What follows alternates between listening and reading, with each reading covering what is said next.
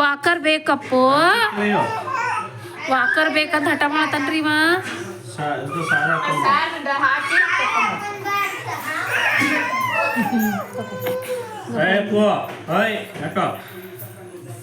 ಇಳಿ ಥೋಡೆ ಕೂಡ್ಸದ್ರ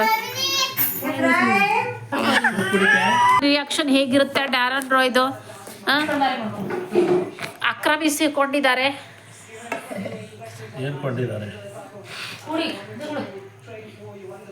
ಅಫ್ರಾಯಿಮ್ದು ಸಿಂಹಾಸನವನ್ನು ಆಕ್ರಮಿಸಿಕೊಂಡಿದ್ದಾರೆ ಡ್ಯಾರನ್ ರಾಯ್ ಅವರು. ಅಫ್ರಾಯಿಮ್ ಅವ್ರದ್ದು ರಿಯಾಕ್ಷನ್ ನೋಡಿ ಹೆಂಗಿದೆ. ಕೊಡಲ್ಲೇ ಮಗನೇ, ನಂದು ಗಾಡಿ ನಂದು ಕಣೋ.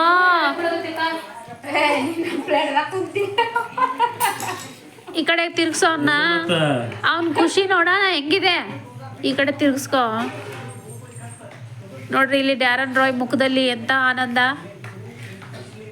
ರಾಜಕಾರಣಿ ಒಬ್ರು, ವಿಪಕ್ಷ ನಾಯಕರೊಬ್ರು ಸಿಂಹಾಸನದಲ್ಲಿ ಆಡಳಿತದಲ್ಲಿ ಕೂತುಕೊಂಡ ಹಾಗೆ ಖುಷಿಯಾಗಿದ್ದಾರೆ ನನ್ನ ಮಗ. ಎಂಥ ಒಳ್ಳೆ ದೇವರು ಏಸಯ್ಯ, ನನ್ಗೂ ಒಂದು ಗಾಡಿ ಕೊಡಿಸ್ರಯ್ಯ. ಎಲ್ಲೋಡ ಡ್ಯಾರೋನ್, ಅಫ್ರಾಯಿಮ್ ಹೆಂಗ್ ಮಾಡ್ತೀಯಪ್ಪ? ಹೋಟೆಲ್ಕಿನ ಮುಂಚೆಕ್ಕೆ ಕಳ್ಸ್ಯಾರ.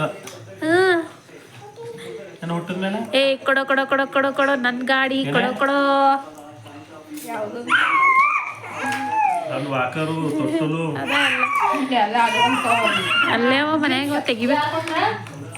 ತೆಗ್ಯಾರ ತೋಲ್ ಹಠ ಮಾಡತಾರ ನೋಡ್ರಿ ಅದ್ರ ಕೂಳ.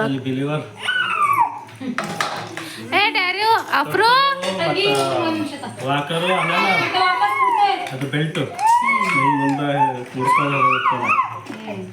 ಅದು ಬ್ಯಾಗ್ ಥರ ದಿಶಾನೆ ಹುಡ್ದೇನೆ ಧಕ್ಕೆ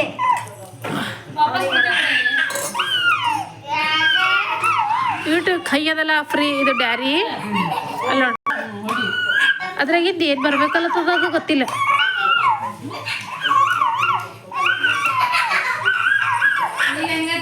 ಅವು ಆನ್ ಆಗ್ಬೇಕಲ್ಲತ್ತನವ.